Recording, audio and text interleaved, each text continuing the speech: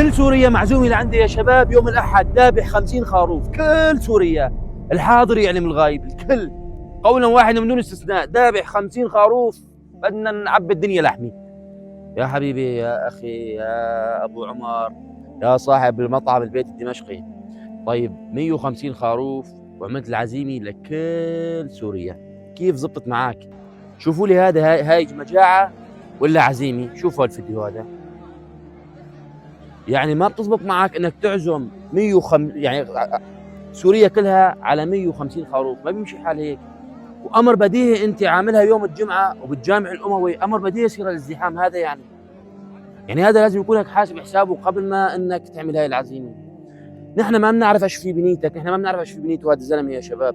بجوز يكون نيته طيبه، بجوز يكون قلبه طيب، بجوز يكون انه نيته يعني يفرح الناس، بس مو بل هيك 150 خروف تذبحهم، تعبيهم بحصص، حصه حصه حصه، بتعبيهم باكياس هيك مغلفات ومع كيس محارم معطره بتوزعهم للناس.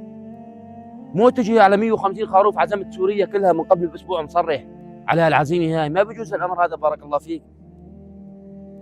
هالازدحام هذا صار، مين يتحمل مسؤوليته؟ الناس اللي راحت مين يتحمل مسؤوليتها؟ مين بيتحمل ذنبها؟ حسبنا الله ونعم الوكيل. انت قدرتك تعزم 100 شخص، بتعمل العزيمه تكون يعني معازيمك يكونوا 100 شخص او 120 شخص، ما في مشكله، لان اكل ال100 بكفي ال 120 واكل ال200 بكفي ال 250. بس انك 150 خروف تعزم عليها كل سوريا، هذا امر يعني ما بيصير ابدا ابدا بتاتا، ومستنكر هذا من كل الناس، مو بس من يعني من كل الشعب السوري. اذا كان نيتك هي انك يعني لله خيو الله يبارك لك، اما اذا كانت نيتك انه بس مشان مشاهدات، مشان ترندات، مشان لايكات، فبنقول حسبنا الله ونعم الوكيل فيك، ولا حول ولا قوه الا بالله. ترى صدقا يعني فضحتونا بين العربان، فضحتونا بين الاجانب بهالحاله هاي اللي صارت في الشام. حسبنا الله ونعم الوكيل، يعني عن جد انفضحنا لك، صرنا علكي بتم الناس يا شباب. صار اللي له شغله اللي ما له شغله يحكي عن الموضوع هذا، موضوع العزيمه بالجامع الاموي. يعني أنا ايش معرفنا ايش بدي اقول؟ والله العظيم والله العظيم، يعني كميه الخجل اللي عم نحس فيها هلا ما بتنوصف. يعني 150 خروف عزيمه لكل سوريا. ترى يا شباب مو حد يصدق، وانا عملت عزيمه كل سوريا لقيها مجتمع عندي.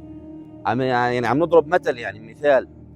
يعني واحد معاه يعني بيحسن يعزم 100 شخص، بيعزم 120 شخص ما في مشكله، بس ما بيروح بيعزم 200 و300 عشان يستر وجهه الواحد ما ينفضح قدام الناس. هلا انفضحنا قدام العربان، بدها تقطيعه بقى يا ابو عمر. زبط وين فقست هلا؟ وين انهزمت؟ حسبنا الله ونعم الوكيل، لا حول ولا قوه الا بالله.